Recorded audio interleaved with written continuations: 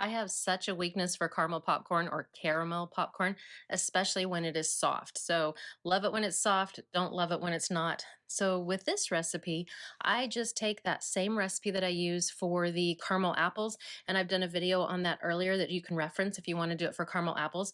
But I take that same one, and here I am putting in a lot of molasses, probably about a quarter cup. It only calls for a teaspoon, but I absolutely love the flavor of molasses, and so I go crazy on that one.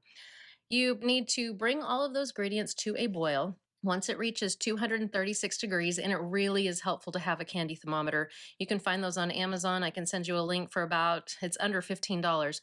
And then I take my air popper and I'm going to pop probably 3/4 of a cup of the kernels. It's going to make a lot of popcorn, probably about 15 cups of popcorn, but it reduces down to about 8 cups. And here I'm just scooping it out because I want to just take that top popcorn. That way I don't get any of the seeds in it or anything hard that's gonna, as you're munching on that caramel popcorn, you don't want to break a tooth or do something like that.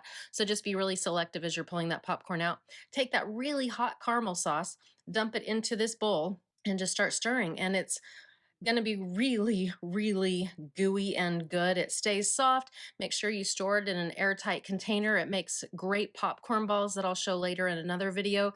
But this is just some of the best caramel popcorn that you will ever have.